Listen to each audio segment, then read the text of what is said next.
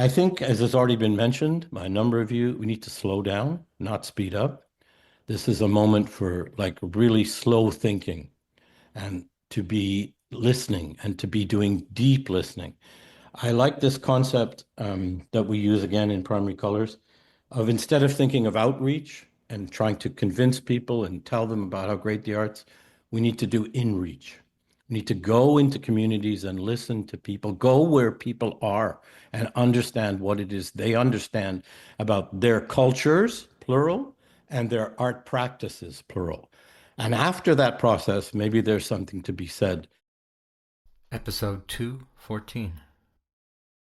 A special edition episode of the Content Podcast featuring Robin Sokolowski, Annette Hagel, Jai Jua, Oais Lightwala, Sarah Garton Stanley, or SGS, Max Wyman, Chris Creighton-Kelly, and myself, Claude Schreier. This moment in Canadian culture. Welcome, everyone. This is a special edition, so to speak, of Content Podcast on the theme of this moment in Canadian culture. It's Saturday, April 12th, 2025, about 3:05 Eastern Time, and I'm going to publish this episode tonight, so it's almost like live radio, pretty close. And it's the first conversation on this topic, but I expect there'll be more.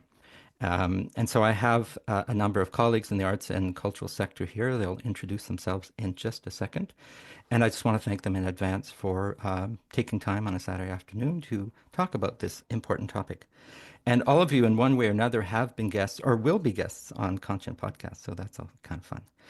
And for listeners who don't know about these content roundtables, it's very simple. It's like a kitchen party where we talk openly about things that we care about. And I wrote a whole long piece about it in my A Calm Presence Substack, but that's basically all you need to know. And they can go on long as they need to.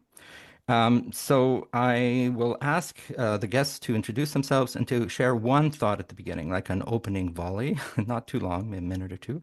And then we'll just use, you can raise your hands, you can interrupt each other. We'll just have a conversation about these things. What else do I want to say? And I hope that this will help others. I know that the Create Canada project wants people to get talking about this. I hope people will take the time to talk about these things in their communities, in their regions, in whatever ways that is appropriate, so that we can have I wouldn't say take advantage, but certainly seize the day as we talk about Canadian culture in the largest sense. And you'll see in the episode notes, this is for listeners, that I put links to three websites and references. And one you'll hear about because two of the organizers are here. It's called createcanada.ca. And maybe David Maggs will join us as well. And I find that to be really a timely thing, and I've been participating, and you'll hear about that. The description on the website, it's a space for generating bold, actionable ideas that harness the power of culture to supercharge Canada in a rapidly changing world. So that's one thing. And then there's an article by Max Wyman, who's here also, called Save the Arts, Blow Up the Old Ways, which is quite provocative. It was published in the Taillis in February. And that's also a good one to read and to think about. And I did a conversation with Max just a few days ago, and that's been published on Content. And the third, on TV Ontario, they did a really interesting roundtable on April 3rd called Does Canadian Culture Reflect Canadian Identity? And what they are asking is, Canadians have struggled to define their culture as separate from the US, since the two are intertwined, especially as it relates to most genres of the arts. What sets Canada apart, and does Canadian art and artists need a renaissance? And so we can poke away at that. We won't get full of the way through, but those are some of the questions that are in the air. And just today in the Globe and Mail, Kate Taylor was writing about the PE artist Christopher Griffin and his The Crossing painting. So there's lots of, let's call it, energy in the air. I think of it maybe as a Canadian spring. But anyway, je vais aussi faire une table ronde demain à Montréal en français. Donc, ceux qui veulent écouter un autre groupe qui vont parler des enjeux semblables, ça va être sur le balado conscient. So I want to begin with a minute of silence, as I do with every one of these roundtables, so that we can settle in. And I also use it as a type of land acknowledgement where I invite our guests and listeners, wherever they are, to take a moment to think and honor the traditional custodians of the lands and waters where they are. I am on unceded ancestral and traditional territory of the Algonquin and Anishinaabe Nation, also known as Ottawa. So let's take this minute of silence and then we can start our conversation.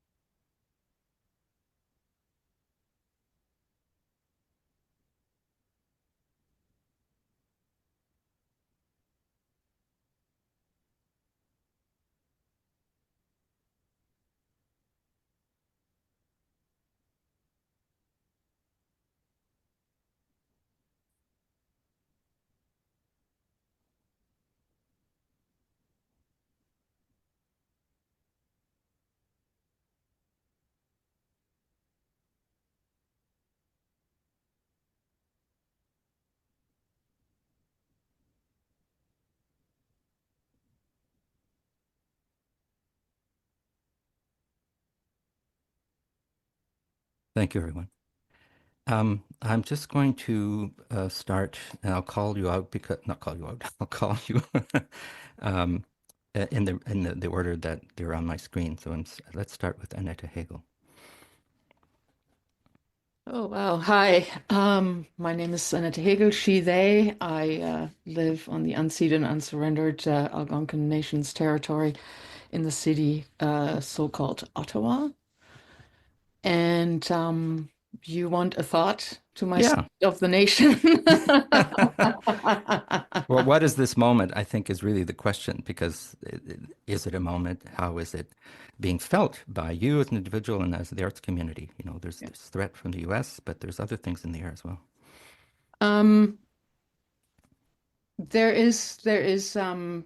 living in we're living in the ruins, and we've been living in the ruins for a really long time. So I don't think this particular moment is very different from a moment, 5 years ago.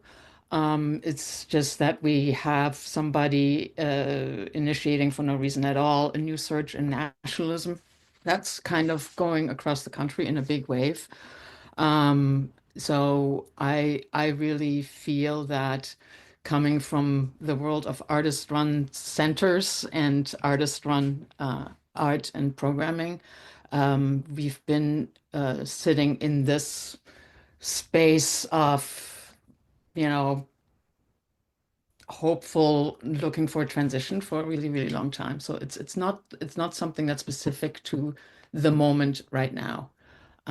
So I think we're coming to the end stages of capitalism and colonialism, and we're all trying to kind of fumble in the dark, looking for new ways.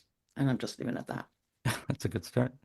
And next on my screen is Awais Lightwala. What do you think? Hi, my name is Awais Lightwala. I'm a professor at Toronto Metropolitan University in the Creative School. And my thought for the moment potentially is that feels like a crisis. The last time I remember feeling like this was in spring 2020, and feeling a massive amount of disruption and uncertainty, and trying very hard to listen to and read and talk to as many smart people as I could to get a sense of where things might go, and very quickly realizing that nobody had any idea how to answer that. And I think there's only very few moments in my life, at least, and I'm not lived that long, relatively speaking, but there's only a few moments where I feel like there was nobody wiser or more knowledgeable or with more expertise that I could look to for answers. So 2020 was for me that last time I felt that way, that there was nobody who had any answers for what we should be doing or what was right or what was going to happen next, especially what's going to happen next part. And right now feels a little bit like that.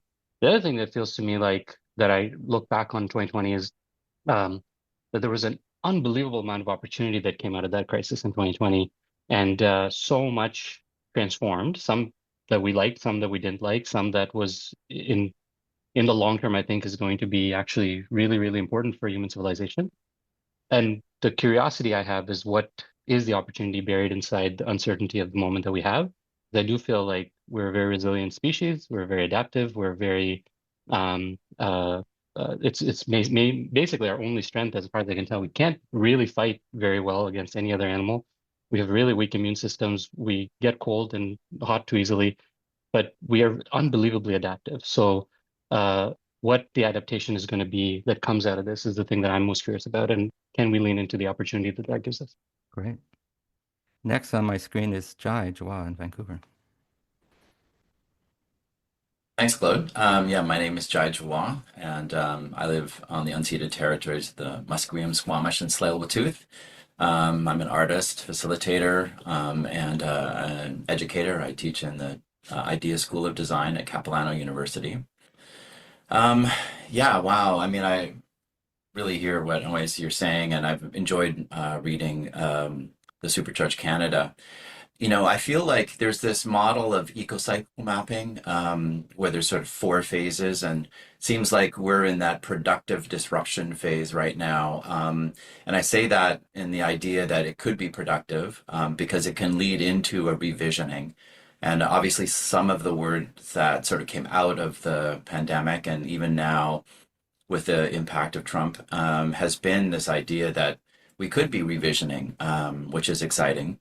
And I think that artists can contribute significantly to the cultural landscape of Canada. But I am concerned that there is maybe this idea that somehow we're going to be burdened with defining Canadian culture, that artists somehow have to, in this time of unprecedented pressure, somehow unite Canadians, even as it seems like we're being united through a resistance to Trump. But honestly, I feel like our house is still a mess. We haven't adequately addressed the issues of Indigenous reconciliation.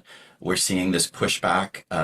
Even land acknowledgements are in British Columbia suddenly become a court challenge. And that idea, though, and I really appreciated reading, rebraiding and also even with Supercharge mentioning John Ralston Saul's idea of the Métis Canada. But more importantly, that some of the foundational aspects of Canada on peace, fairness, and good governance are coming from Indigenous worldviews. And I feel like that idea that we are this multiplicity of French and English, Indigenous, and immigrant communities with the sense each of the respective ideas. Now, I don't want to go back to the idea of multiculturalism because I think that was very simplistic, but this multiplicity of Canada and the idea of how we are, I think is really important to remember. And I don't think we've really solved that. There is a deeper sense, I think, of wanting to work in community. And maybe there is a chance because of the rejection of this external cultural pressure that we've all felt, perhaps, maybe not all, but I certainly have felt all my life, that maybe we can turn into ourselves and look at our own communities and try to understand each other on a deeper level. Because I feel that we can, as artists, if we can just simply express ourselves in a way that allows Canadians to see each other in an evolving understanding of identity. By doing that, I think we can see each other in a way that might see a larger sense of Canada. But I don't want to think about the larger sense of identity without addressing the kind of fundamental aspects that we haven't really done. And Yeah, we still, yeah, sorry, too long, but just the precarious financial realities, I want the resonance that, David and Ois were talking about, a genuine connection with audiences. Anyway, thank you. that's a very good start. We haven't used the word climate change yet, but it's in there as an ongoing crisis, or we've alluded to it anyway. Next on my screen is Robin. Hello, folks. My name is Robin Sokolowski. My pronouns are she, her, and elle. I'm joining you here today from Toronto, Toronto on Treaty 13 territory. And my day job is I am the Director of Programs and Research for an incredible organization called Mass Culture. I guess my one thought to answer your question, Claude, And I'm going to pick up a little bit on what Jay was just saying, and that I think we do. I feel like this time is a huge distraction. I think it's we need to be continuing. I'm taking this time to be in a state of deep listening and paying specific attention to our arts and culture sector specifically, and trying to do my best to maintain my focus and looking inward. And the enormous amount of work that needs to be done to really do the heavy lifting necessary to help arts organizations, arts workers, and artists understand and uh, and better articulate their own value. I think that there's a whole vast universe of work and things to be taking into account in order to support arts organizations in better understanding what they are, what their value is, and what they have to contribute to society. And I think that that is the work that needs to be focused on. And there's just so many distractions whirling around us that it's easy to get caught up in and take us away from that. So I'm doing what I can within the work that I'm doing to provide the support, the training, and the space for the conversation. We keep getting asked as a sector to articulate our impact, but I think that's putting the cart before the horse a little bit. How are we supposed to do that if we don't have the tools and mechanisms that enable us to be able to do that on our own terms? So I guess I'll leave it at that for now. Good. Yeah. Well, we'll debate all of these things in a few minutes. Chris Creighton-Kelly, you're next on my screen. Hi, everyone. It's great to see you all here today. Claude, I'd like to say thanks, excuse me, for inviting me to this conversation. I'm speaking to you from the land of the Sanic people, which is on what we now call Vancouver Island. The Sanic people are the people of the salt water, and I live and work, and I'm grateful to be here on this presence. I don't like to say that I'm an uninvited guest because I don't know who was actually ever invited, so we're all here. Echoing some of the things that have already been said, I think it's really problematic to conceptualize Canadian culture or Canadian cultural identity as one thing. Right away, that's problematic.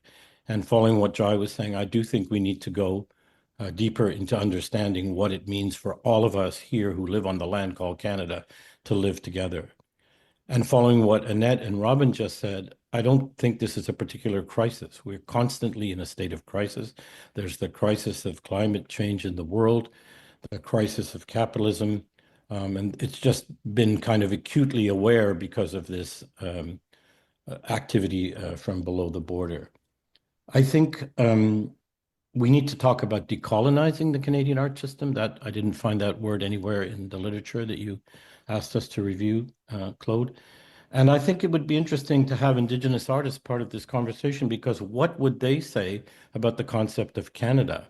We're conceptualizing this idea of Canada in very problematic terms, I think. What are nation states? What are nations? Are we the spokespersons now, as someone already mentioned, for the nation state of Canada? I don't think that's the role of artists at all. I think that we're not going to instrumentalize the arts to save Canada. It's an absurd kind of notion. This is not what artists do.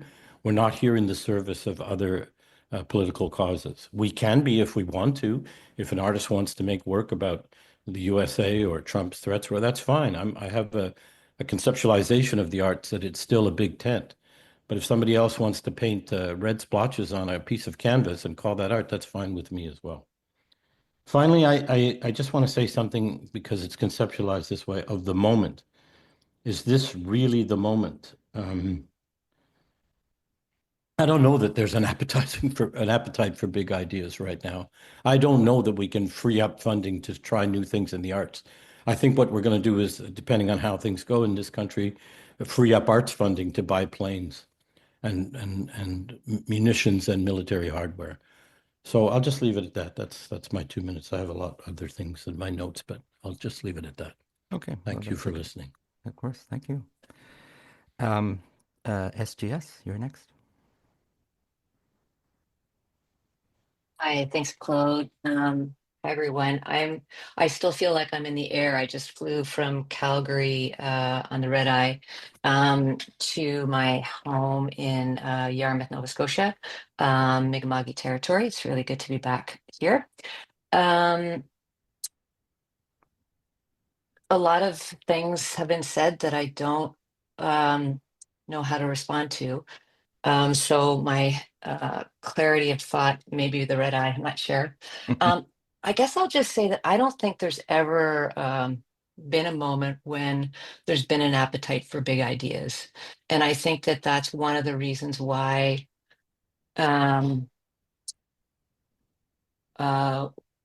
we've been engaged, and by we in this instance, David and Oasis and myself with Create Canada, and Oasis and I beforehand with the manifesto, just to try stuff out, basically. And largely, I would say it's hard to know whether it's been positively or unpositive or not positively responded to. But I do believe that culture and those of us who believe in its power for good do have a responsibility, however we define where we live or the moment within which we're living, to place our heart, spirits, intellects, and souls into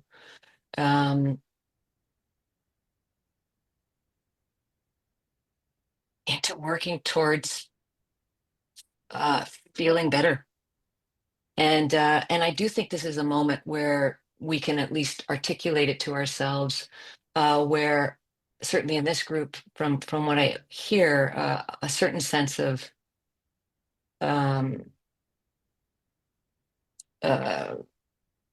not putting words to it, but that all that is happening is bad, and somehow we're divorced from that badness, and no one's saying that, but I feel that we are on this land, in this country, Canada,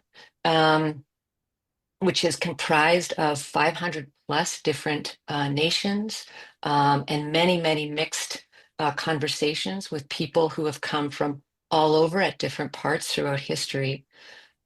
We sit with an opportunity to celebrate that diversity and that potential interdependence between non-similarities. And because we're small enough in population and massive enough in territories, it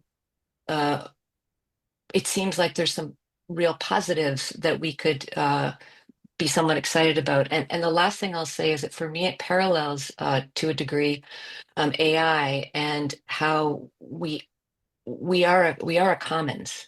Whether we agree to it or not, we are part of a commons that weaves together a set of narratives, however we decide to read them, that are read by others.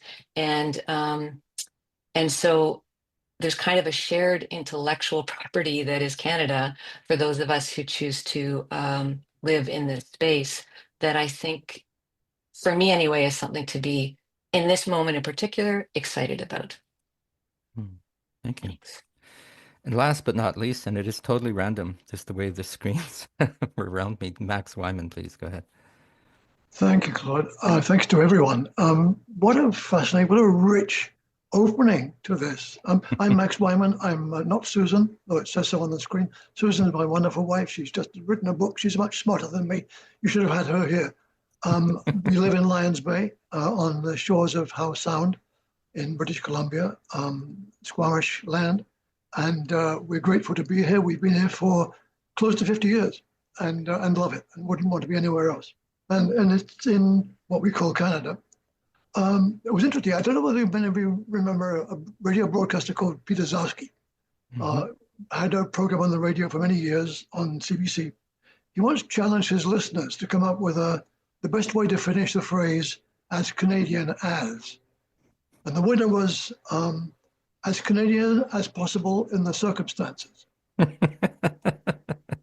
And we are in very special circumstances. I think that applies so much now, more now than it did even then. It's a crisis. Lord, you talked about a crisis. We've heard crisis this morning. I see it less as a crisis than as an opportunity. particularly for the cultural community, an opportunity for the cultural community to, as Claude put it, seize the day and come together and take its place at the heart of this community of individuals we call Canada. It's not about, I think the crisis is not about the plight of the artist.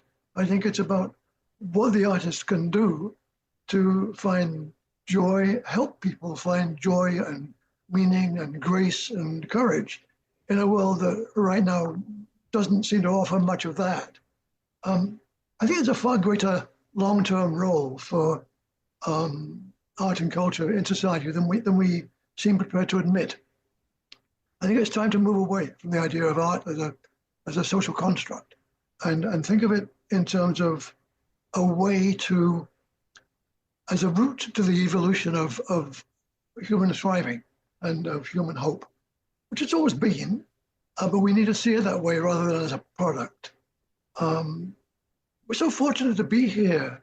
It's such a brief time that we have, such a brief time that humanity will exist. You know, aren't we fortunate to be part of that? Who wouldn't want to be here? And so from the start, I think we have to really remember that ultimately it's the individual, the human individual we're trying to make contact with, but not to impress, not to exploit, but to share all this richness with. We are so fortunate, we're so blessed as human individuals to have this sharing. And I think one of the greatest roles that the arts have is to foster a sense of kindness. We're all in this together, whatever it is. And the artists, you people, have the power to provide solace and provide hope and to reassure people that their concerns are recognized and understood. And art does all that. It celebrates our uniqueness, helps us come to terms with our insignificance. But to do that, it's vital, and this is the message I want to get across, for arts groups and arts advocates to win the support of the public at large, because we don't have that right now. 70% of people don't really care, maybe more. You have to make yourselves essential. The arts community has to make itself essential, not by dumbing itself down. That's just an insult. But by recognizing their membership of the community and amplifying what they can provide. Not through airy-fairy notions of artistic worth and artistic impact, but doing things that matter, defusing tension, fighting discrimination, bringing the community together in all its strands, in all its differences, giving it a unity, using their skills to be useful and demonstrating relevance, being hyperlocal, being rooted in the community, and that way you will inevitably develop the kind of grassroots support that forces politicians to take it seriously, which they have never, ever done. Sorry, I rant. No, that's fine. It's a good start, everyone. I won't say anything other than one of the reasons I brought you all together is cultural memory, because this, like OS was saying, it's similar to COVID, but if you think, my father-in-law was Robin Matthews, who passed away a couple of years ago, and he was a Canadian nationalist and would say so proudly. There were issues with that, but there was this sense of who are we, the questioning, who are we? It's not a new thing. As a people, and decolonization is a relatively new thing. We're struggling with that, but in this moment, when I felt the words coming from south of the border, I felt personally threatened in a military kind of way, and I haven't felt that very much. And I know a lot of people around the world feel that all the time, and it's passing now. I don't know if I'm getting used to it, but so there's that kind of danger, but it's always been there. Anywhere in the world, there's always tensions if you look at history. So I'm trying to take a long-term view. I'm trying to slow down myself so they don't panic and don't do something out of regret. And yet to converse, to listen, to read, to weigh so many options and possibilities without passing judgment on them. Because as soon as we start saying this is right or wrong, we might miss something, right? So anyway, the floor is open. I'm sure there's more you want to say. Just raise your hand, speak. Max, you want to go ahead? I'm sorry. You shouldn't give me the chance to spout off. But there are two problems right now. One of them is immediate, and one of them is long term. The immediate one is the election. All the time, over the years, I always hear people say the arts are never talked about at the time elections come around. It's not happening now. Finally, this week, we're hearing rumbles from the community about pitches that they need to make to politics. But it should be on the agenda. If it's not on the agenda, we're not going to get treated well, and we're going to be ignored again. The arts, if you look at the list of 22 top topics in the globe. The arts are not among them. Culture is not among them. Again and again and again, it happens. We have to stop just talking about ourselves and make this thing visible to the general Canadian public, to make them understand that this is a matter that concerns them and is of benefit to them and is something that we want to share with them, that the arts community wants to share with them. Mark Carney has talked about the need for a change in values if we're going to make a really working Canadian society, if we want to make it flourish. We're part of that. The arts community, the cultural community defines, expresses, argues about, brings that sense of question of values to the fore. We're part of the discussion. We should be, but we're not. And I'm so impressed by what's come out of Create Canada, the new activity. It's wonderful. The proposals that you're making are spot on to me. I think it certainly should include, and doesn't at the moment, the issues that Chris just brought up, because they're fundamental to where we go in the future. The Indigenous questions issues have to be brought on board, and they're not addressed very deeply in what I've seen of Create Canada so far. But that kind of thing is wonderful. I'm totally on board for it. I want to see action. Action. We need to let people know that we're here. Look, I say we, I'm an outsider. I'm just an observer. When I say we, I mean you. Let people know that you're here and let people know what you do and let people know how valuable you are to the way this country is going to develop. And the second threat, of course, is the second opportunity.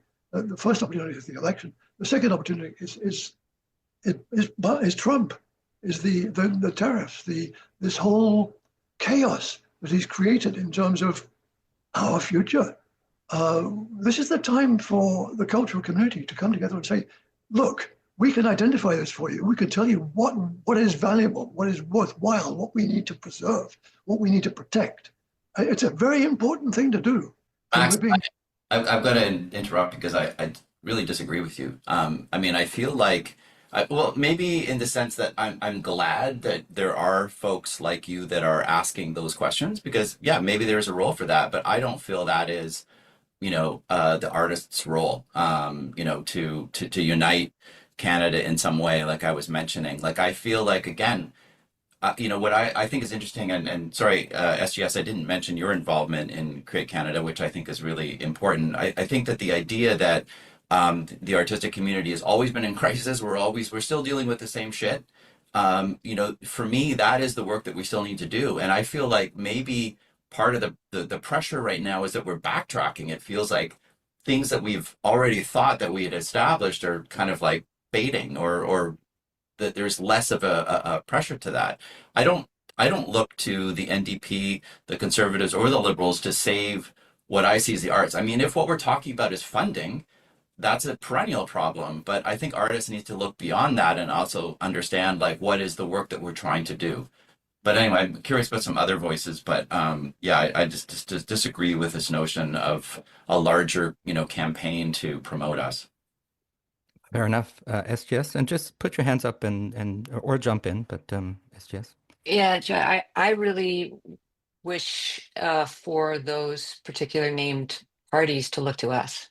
Actually, I think that artists can lead through, somatic leadership, like which Shannon Litzenberger and other artists are working towards through different projects, different proposals, different creative modes of doing things, through ceremony, through different community gatherings in different basements. I think where I agree with Max is that the ties the ties aren't binding right now with respect to culture is such a large word, and we're all engaged in it, whether we define ourselves as artists or not. All of us here in this conversation clearly have a stake and an interest and a curiosity and a desire for change, be it in the is it true to say small c change and large c change? Maybe it is, I don't know, but C change, I think SEA. sure. But like when Robin talks about like some of the structural, like in the trenches changes, absolutely those things have to happen. But at the same time, I think there is a wealth of people who are engaged culturally, who in the story that we're telling about how we define art and culture in this country are not feeling included. And I think that there is an opportunity for those two things not to be at odds, and not necessarily to be about advocacy, more to be about more of an introspective and both on the ground and in the sky gathering of ideas. And in fact, I think that's necessary. And I would agree. Like I don't, I can't think of anything personally less interesting than asking somebody from a particular party to be interested in me. But I would wish that what I'm doing makes them want to understand what it is that we're doing that might help them, because I think we have some of the answers just by virtue of how we see the world, and that's part of what I think often gets left in the margins, and so that's part of the tangle. Mhm. Hmm.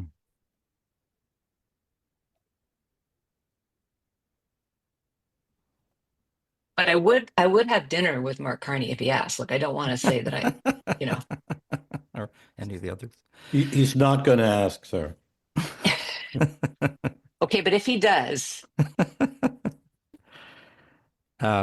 Yeah, other thoughts. Maybe we can do another quick round, because you don't have to respond to each other, but I'm trying to get fleshing out, and we already have a lot of really good things for listeners to kind of consider, different points of view, the role of the arts. It's an ongoing debate. I think about it myself all the time in relationship to the climate emergency, and I have to say my own thinking has evolved just by listening to people. Annette.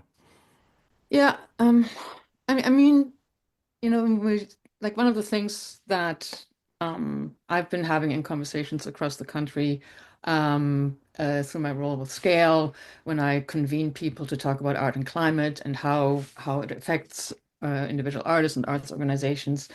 One thing I get out of the way is like, what have you done? What don't you ever want to talk about again? And everybody in the room is like, can we just not talk about Canada Council and the funding structure and the public funding structure? Can we just put that aside? Because that is as this old institution that we're trying to desperately fix, and somehow it distracts us from the work that we do. Because quite frankly, I think art and art engagement and engagement with community is alive and well. I see that in many, many, many, many pockets. It's the art writ large that is in this big crisis, and that the Global Male Rights likes to talk about, venues closing and things like that. But at the same time, artists at the front lines who are working with their community and are embedded in their community are being seen within the community as valuable. And one of the things I think, I think Robin, you two did you go to Arts on the Hill thingy?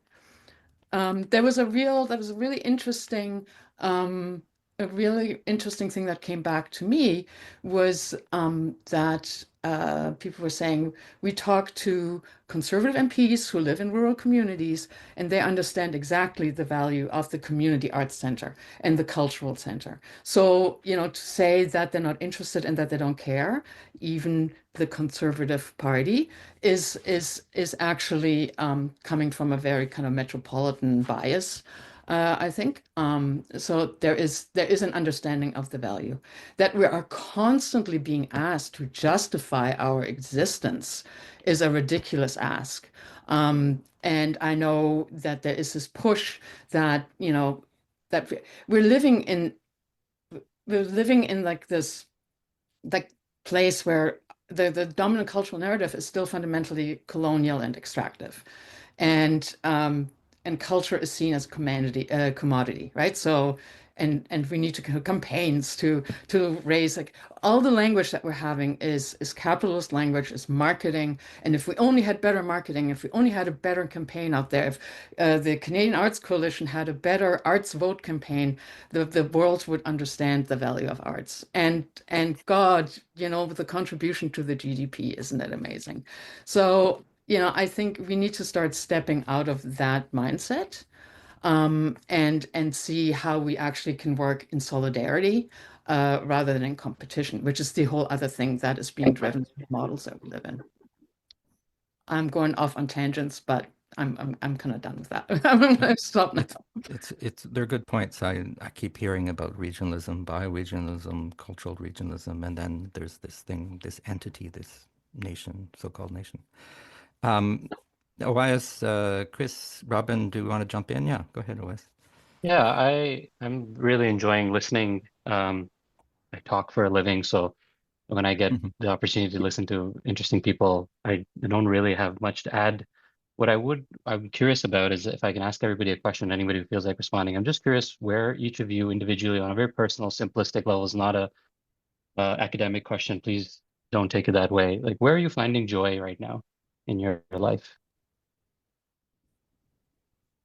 We could do a whole episode on that, but sure, go for it. Who wants to answer? I find joy every time I sneak off to my studio and actually work, and not advocate and not write big proposals, when I actually can do my artwork, engage with material, and engage through that material with my community and other people. And I often have my colleagues come over for lunch at my studio where we cook together, and building community. I think that's the joy spot right now in my life. Or you say you're in Ottawa? Okay, I'm gonna ask for your address later. Okay. I'm coming over. Oh, excellent. I Ottawa, wonder. Oh, go ahead. Sorry. No, you go ahead, Robin. I was just gonna say I wanted to respond to Oasis' question because I like it. It's I fun. find joy. I'm going tonight. I'm going to a concert, and I've been to lots of see lots of live music lately. I find so much joy in that. Not just because of the music itself, but because I'm in a room of people who are very different from me, all sorts of different walks of life. But there is that is where I feel, and that is the proof and evidence and all I need that there is that arts do have this superpower for social cohesion. And that is the space I feel that the most in at the moment. I don't feel that in the public sphere. And so I actually question I question art's role in whether or not it's even doing a good enough job. I know there are a number of factors at play, but that's where I feel it the most. And it doesn't matter to me if that band, those musicians, where they're from. I think that needs to be. I've seen a lot of bands lately who are from the States and feel the need to apologize right off the bat, which I'm finding super fascinating. But that, to answer your question, Oasis, is where I'm feeling joy and why I'm feeling the way that I feel in those spaces. Yes. Others on joy before we get back to Canadian culture. They're all interconnected. well, I'll just answer the joy question, then try to help us get back. I find it difficult to find joy, and I guess I have to visit the joy capital of Canada. I never ever thought of Ottawa as the joy capital, so that's interesting. It's the least joyful place in this whole territory. I think one of the things that I do is I'm a co-director of Primary Color. Some of you know about it, with France Trepanier, my colleague and partner. And we are always trying to break down binaries. So to go back to what Jai said about what Max said, it's maybe not a question of, well, we don't need any more advocacy proposals and big ideas, but we need to turn inward and we need to do smaller things. I think we need to do both. And I would conceptualize it like a very healthy tree. And some people are on the treetops calling to the world and talking about the importance of the arts. I don't think politicians are going to listen. I think that's, we've seen that over the last ever since the World War II period, and how we've built the infrastructure of the arts in this country France and I call it the cultural nation building period. We're not ready for another one right now. Maybe a royal commission, Max. And I like the idea of starting with like your article did. What would happen if all the arts funding disappeared? That's a good premise to begin with. We talk about that all the time. But then to rely on old big ideas and building big structures and infrastructure is maybe not the right way. And then there's other people that are the branches of the tree. And then what we're trying to do is look at not just the roots of the tree, but the mitochondria that is below the surface and what is going on in the growth. I think we need to emphasize very strongly the idea of multiplicity, polyvocality, deconstruct the idea. These ideas of, the Canadian arts community, uh, Canadian values, Canadian culture, Canadian identity, conceptualized as one thing it's really epistemologically problematic. If we start there, we won't get anywhere. We have to start in a different place. And that place is we're all on this land together. Why don't we talk about Canadian cultures? Canadian arts practices, pluralize everything, and not in the multicultural, capital M sense, but in a multiracial, multicultural way of understanding what's happening. So before we propose solutions, maybe we need to listen to people, maybe to do some deep listening about people and how they understand what artistic practice is and why artistic practice is not important to them. Yes, we love it. I also take joy in listening to concerts. I just went to a concert a couple of nights ago, made me feel great. But for the average Canadian person, regardless of their racial or ethnic background, they don't value the arts like we do. So let's start by not conceptualizing one thing. To talk about Canadian identity or Canadian, what are Canadian values? What are Canadian values? I have many colleagues in the United States that totally share my values. And right now I have a sign on my lawn, and across the street, my neighbor has a conservative sign. Do they have the same values as me? No, they don't. So let's problematize this and let's pluralize it and let's do polyvocality and let's listen before we prescribe solutions. I love that. Yeah. Go ahead.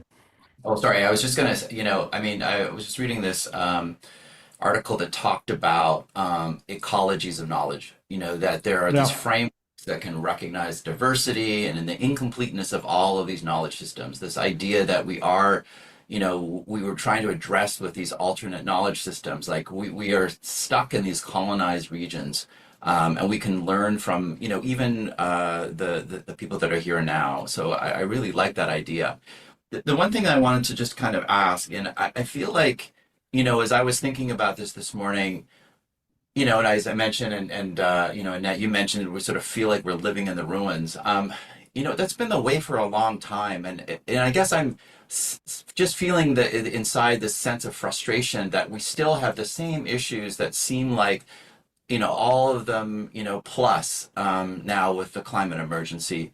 And I don't know, is there an opportunity in all of this to do something radically different? I think that's what Supercharge Canada is trying to get at. But what is it? Like, I feel a little stuck, to be honest. And, in hearing myself talk this morning, I'm recognizing that stuckness, that, we still are in the same spot. In that level, is there something radically different that we can do to revision?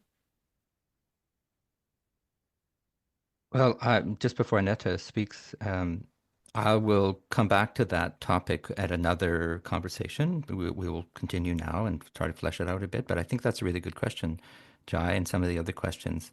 A lot of them are questions. Chris, you're saying let's not jump to conclusions, but the right questions has always been a way to move forward. And yeah, but it's almost 4 here in Ottawa. So if you need to leave around 4, please feel free, but I think we'll continue as long as there's 2 people here and continue the conversation. And I want to pick it up in June after the election, after some reflection, and just continue the conversation building on this, which I think is a very rich one, and I thank you for it. Annika.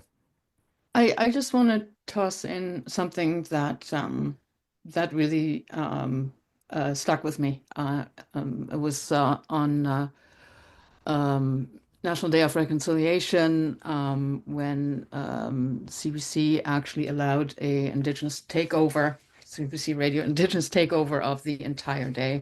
It's probably one of the best days of programming on CBC I've heard in a long time. And Jesse Wente said, and I'm paraphrasing here, Jesse Wente says, you know, we are all feeling we're in the apocalypse right now.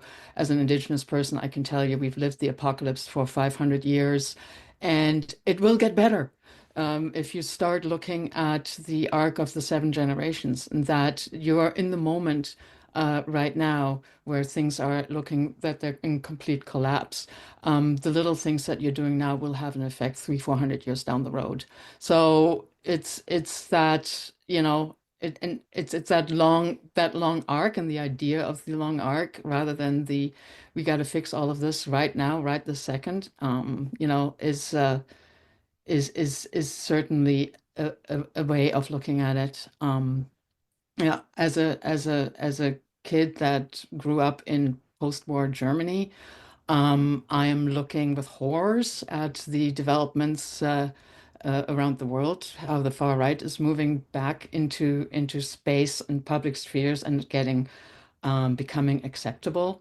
The things, all those values that I was raised with of never again are just washing all over us. I know I can't be nostalgic and look back at the relative calm of the Cold War. That's also not coming back.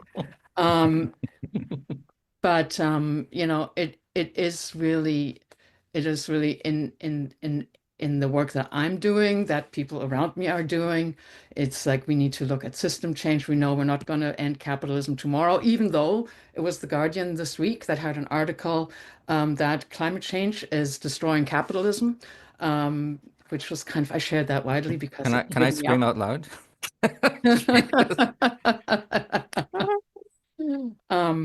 You know, but it is everything is urgent and nothing is urgent. So this is where we're at. For us to find our place as artists and cultural workers in that space is a conversation that we need to continue to have. And I think yeah, I just think that nothing will be fixed in my lifetime. So there you go. So the ongoing process of life it's never really fixed. I'll pass the floor to Max in just one second. I just want to give an example of joy.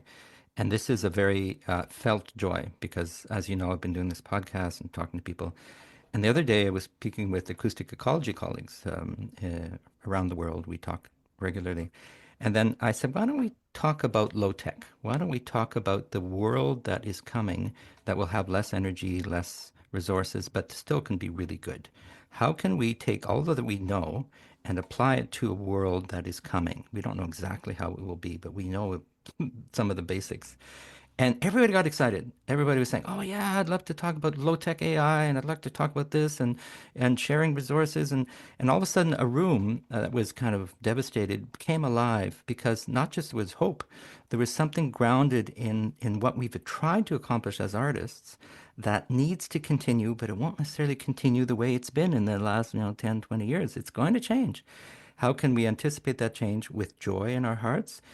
I know that sounds a little idealistic, but I'm sharing you the feeling that came across, and I haven't been this excited about a conversation about something as simple as low tech and eco tech in a while. So it's just an example of how joy can surprise you in the energies and synergies of people. Now, Max, you want to speak? Please go ahead. No, that point you just made about the excitement of those ideas it can be infectious. Joy is everywhere, and that notion of being able to get involved in that kind of predictive forecasting that doesn't have a specific end in mind but has possibilities opening up is a source of joy. To be a part of that process, joy for me is as simple as reading a book and talking about it with Susan. Being with Susan and going to a performance, usually dance, because that's the thing I've been writing about all my life. But it can be anything. It can be theater, it can be music. And the joy comes both from the experience and from the ability to talk about it with someone you trust and know and can explore it with. I think that's one of the great benefits and one of the great things that artists do for other people is give them that opportunity to explore themselves. One of the books I've been reading recently, we usually have half a dozen on the go, is the new John le Carre one. It was written by his son, Carla's Choice. It's a spy story. But there's a character in there, George Smiley, who says, this is from the book, as I live longer, I'm the more convinced that our valorization of pain is what makes our world so bleak. We anticipate it, we approve of it, and in doing so, we make it. We need a better way. There's so much angst. People are so exhausted. They're so challenged by this chaos. And I do believe what I said at the very beginning, that there is a role for the artists of our society to help other people find joy and find meaning and find grace and find purpose. We're all lost. We're all floundering. And many of our leaders profit from that. They depend on our helplessness to make their choices. Artists can give people purpose and understanding and joy and hope. And that's why, I know I sound like a dinosaur when I talk about these big ideas about national campaigns for awareness, but somehow we have to find a way, and it's going to be small scale as well as large scale, to let everyone realize, every Canadian realize, that there are really worthwhile things that can be found in engaging with creative expression of whatever kind. And whoever it is that Canadian happens to be, whoever that American happens to be, whoever that person happens to be, if we can find a way to embed that consciousness of the benefits, that the joy that art can bring to them, then I think we start to get somewhere in terms of coming to terms with the question that Claude raised in the first place. I'm so delighted to have been part of this, Claude. Thank you for inviting me. I think the voices today have been wonderful, and I'm never going to get shaken out of some of my convictions, but I'd love to hear what other people have to say, and I'm modifying my ways every moment. Thank you all for that. I do hope we can find a way through, and I do hope that we're not forever mired in what if, but move on to let's do this. And that's where I think Create Canada, the new manifesto from them, is so exciting. Let's make it happen. Well, it's fun also because every week there is a different question or a different short essay. And I don't know if you want to expand on that, SGS and OIS, but that's an example of a space for engagement for artists and any citizen who wants to, I've commented on it. And I find it nice, a provocation, like a gentle provocation. But art in general does that, right? You're going to a show tonight, Robin. I'm sure it will touch your spirit, and maybe some of the things we talked today will, evolve in your mind. And that's the ongoing beauty of art and of life. Really, is just that constant ability to make us a bit more aware of this and a little bit more connected to this and that. Anyway, why don't we just do a final round? I know you have to go soon. And just like final statements or whatever, anything that you'd like to add. We can start with you, SGS. Yeah, I just want to sort of respond to the question of joy. It is such a great question. And also part of why I love working with Oasis, because he always comes up with a good question. But there's a couple of things. First of all, my joy comes from being home in this place that I haven't seen in 6 months, and the land and the colors and the texture and the people and the dinner that I'm going to have tonight, and watching my dog be back in this environment from the environment I've been. Place gives me such tremendous joy, and the people who inhabit place. But weirdly, in this conversation, my screen is aligned in such a way that Robin and Oasis are in the bottom of my screen, and the wood beam or post rather that's in Robin's room looks like it's in Oasis' room as well. And I have the same. oh, great! And it offers to me this image of possibility, because of course it's impossible that the two of them are together, and it's in so many ways impossible that we can come to consensus in a conversation as sort of wide ranging as this. But seeing that image makes me think that there's still this amorphous thing that exists between people trying to have conversations about how their lives make meaning for them, and kind of nothing more than that. And that just gives me joy. So I'm thanking Zoom right now for offering me this little window. So I just wanted to respond to that. Thanks, Cliff. No, thank you. I think we'll do this last round at least, and then people might start leaving. But that's a great way to end. I think also welcome back home to you. You've been doing a lot of work in Calgary, and I know you've moved on from that job, but you've been there for the community, and so thanks for all of that. Who wants to go next? Or I can assign people on the screen. Maybe that's easier. I'll go Robin? next, just Yeah, in sure. response to what Sarah Sure. just shared, and say that Oase and I have defined boundaries, I think, or redefined boundaries quite a bit. So we've made the impossible possible, I would say, through some of the work that we've been able to accomplish. So much gratitude, of course, to you and to all the others in this space who inspire me all of the time. My work is directly in relation to supporting the sector itself. So these types of conversations just give me the more courage and inspiration to keep moving forward. And something truly beautiful that I heard this week in one of the sessions that we supported and hosted online was that art is in the relationship. And I think that we cannot forget that. It's not something that's hanging on a wall or a performance that you enter into a theater and go and see. It's between the human and what we're actually, it's the experience. And I think that's what we need to remain curious about.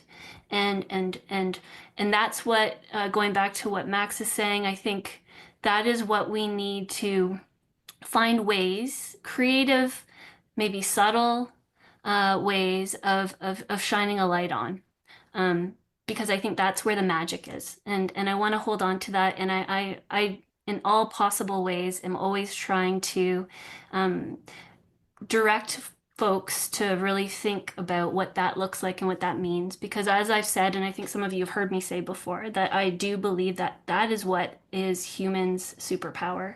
So I guess I'll leave it at that. Well, I want to plug you all of your episodes on my podcast because you go on talking about these things. I'll put it in the episode notes. Who else is ready for a wrap up?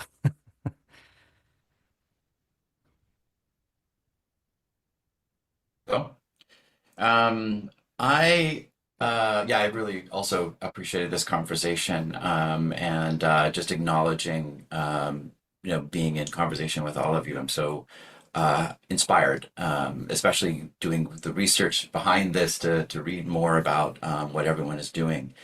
I think that, going back to SGS and in the manifesto, I'm so excited by that.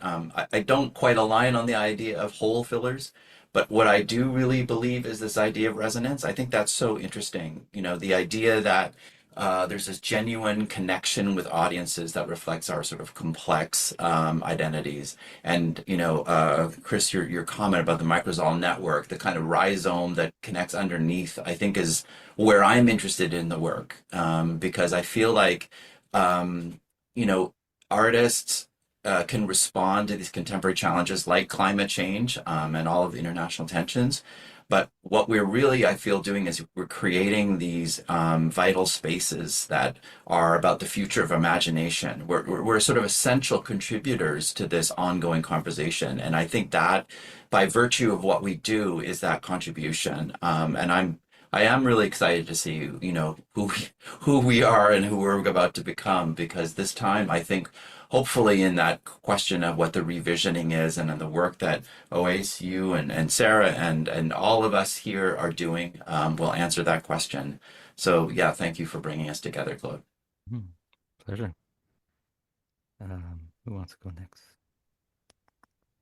I'll just say a quick thank you for everyone for responding to my hijacking the role of the moderator there. I appreciate your generosity, Claude, in letting me steer it, because I I do feel like I do a lot of these conversations, and it is impossible, I feel like, to, and I think maybe Chris, you mentioned this idea that it is maybe not the goal of our diverse conversations to try and collapse them into any kind of consensus or any kind of uniformity of thinking.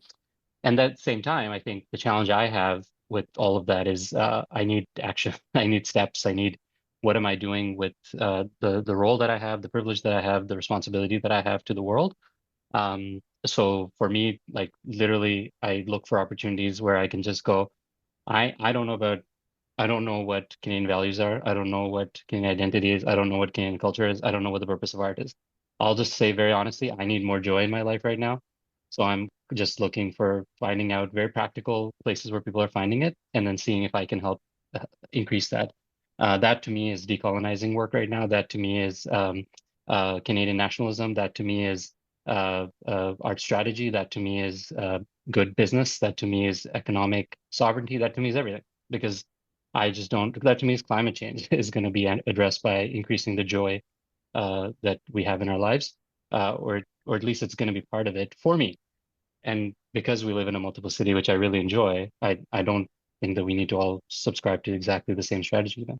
But I appreciate the responses, and I really appreciate the perspectives, and I really want to do a collaborative art studio thing with Annette in Ottawa next time I'm there. That's awesome. My rule is always let's start breaking bread and then take it from there. And my last word is like I'm looking with excitement to the Minister of Canadian Culture and Identity to let us know what that is. So I love the renaming of government departments. So let's see what comes out of that. I He, thank she, you or all. he, she, or they, depending on how that all works out. So there are two more who haven't done wrap up. So let's do Susan, Max, and then Chris will have la mot de la fin. Thank you, Claude. Yeah, I spent 50, 60 years thinking about this stuff, writing about this stuff, being perplexed by this stuff. I don't have any answers. I don't pretend to have any answers. I have some suggestions, but I'm a very imperfect thinker. I write stuff down and it comes to me. I am moved by things and say them. I think that maybe there's a solution here or maybe there's a solution there. So I put them out to be listened to be thought about. I don't for a moment expect that anything I suggest is going to happen. What I do know is that I desperately want to share what I have had in a life in the arts. It's made me the person I am. I know that if I had not been exposed to the dance and the music and the theater and the art and the books that I have been exposed to through my work, my paid work, I've been paid to do this. If I hadn't had that experience throughout my life, I would be a very different person. Better person, I don't know. Worse person, I don't know. But a different person. It has made me feel a sense of development, of growing fulfillment that has been offered to me, presented to me as an opportunity by artists. And at the heart of everything I've been doing, dinosaur that I am, I still want people to have that opportunity. And so everything I suggest is really simply a way of trying to make that possible for other people around me, everybody around me. That's all. And it's well taken, and I just want to give you credit for in your article, Save the Arts, blah, blah, you give a lot of examples, and I really appreciate that because sometimes we're searching for, well, what does he mean? Well, you really did the journalistic work of researching and saying, what about this? What about that? And so when people read the article, they might or might not agree with you, but they can see some of the breadth of work that's going on, often invisible in society, right? Because it's hard to see all these works, but we know they're happening, and we know they can be interconnected in ways relatively simple. This conversation today might connect a little bit. People will say, oh, I didn't know about this. I'm going to try that. So I just appreciate people writing, putting themselves out there, and talking about it. So, Chris, you have la mot de la fin, ou l'avant mot de la fin. I think I'll have the last word, but please go ahead. Alors, merci, Claude. Like Jai, I think I have my own misgivings about this moment, my own hesitations, my own misunderstandings.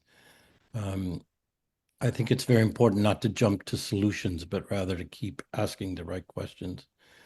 So I don't, I don't want to be prescriptive necessarily, but I do, as all of you have stated, want to move first of all beyond analysis, beyond critique, and then look as, as a good Marxist to say, what is to be done. But it's dangerous to be too prescriptive, and it's dangerous to instrumentalize the arts. So I'm not in the business of saving Canada, nor do I think artists should be in that business. So I just want to say that ideas about bigness and preaching from the treetops and let's do this and cultural hubs on every corner, these are not new ideas. They've been around for a long, long time, and artists are constantly proposing new ideas. Why? Because they're artists and they have imaginations. I just mentioned three that just popped in my mind now as I was thinking about what I wanted to say. The Living Art Museum of the 70s was a project developed by artist-run centers, and the government seemed to think it was a good idea. And every artist-run center got new computers, and the whole idea was that contemporary art and the practice of artists would be changing all the time. There were no websites in those days, and then the government changed, and that went dead. Another one was the arts mall concept, similar to some of the concepts the three of you are talking about, where artists would take over a decrepit mall. They would actually own the mall. The cultural activities and the economic capitalist activities would feed the artist organizations. I presented this to the Director General at the time. She loved it, and then she didn't have her job anymore, and the new Assistant Deputy Minister shut it down. And lately, in the last few years, France and I and many, many other people, Indigenous artists mostly, have been advocating for a series of Indigenous art centers across the country. You want to talk about building infrastructure? Let's build it. We built it in the post-World War II years for, the regional galleries, the regional theaters. It's time to build that infrastructure. And again, received well when presented to various levels of government. But in order to do that, it takes money, it takes resources. The idea that you can just change a church or an old abandoned building into an art center, it's not easily done. Ask anyone who's tried to do it. We have a program in Canada called Cultural Spaces, which is supposed to do that. But the rigidity of what they demand and the codes that are needed to, whether it's the fire codes or whatever, it's not an easy prospect, and it's easy to state. It's easy to imagine. It's easy to sit around Claude's kitchen table and jam ideas, but making them come into action, I don't know. That's another matter. So finally, I want to just say a few things about what is to be done without being prescriptive and without, I'm not in the business of telling people what to do. I think that in Indigenous ways, but also in Canadian ways, we need to touch the land. All of us need to be really super aware of the land that we're on, to be out in it, to touch it, to look at it, to enjoy it, to be stewards of it, to appreciate it, to understand how long it's been here. If we do that, it will speak to us.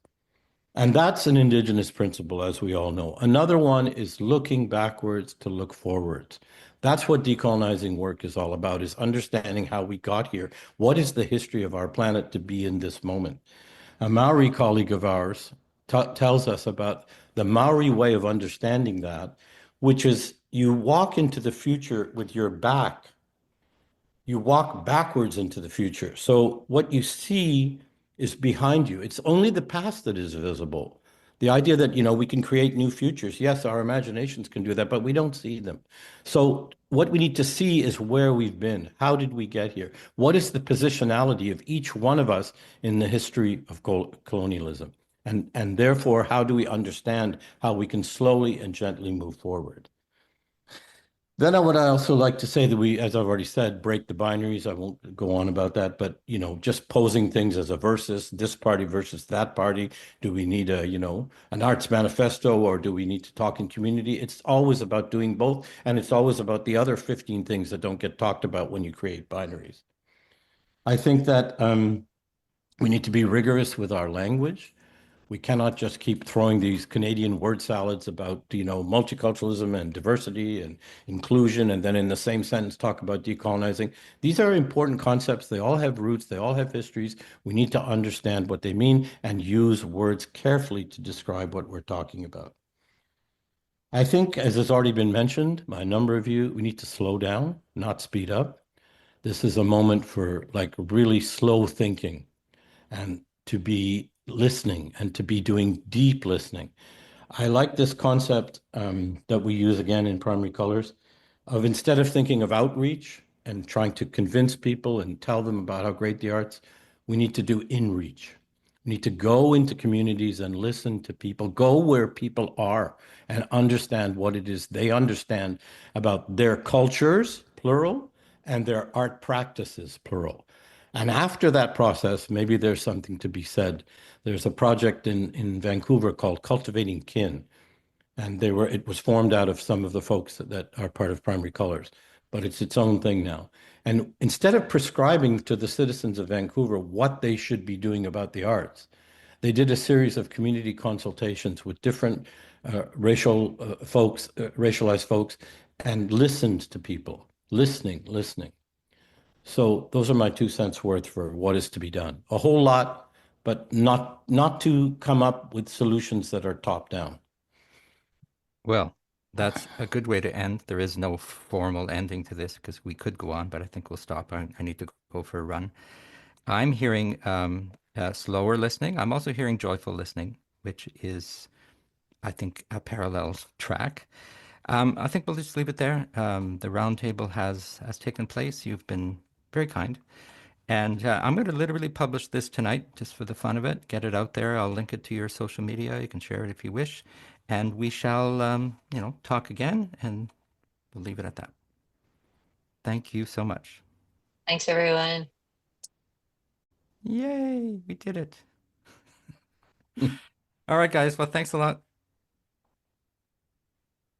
Thanks, Claude. Yeah, it was fun.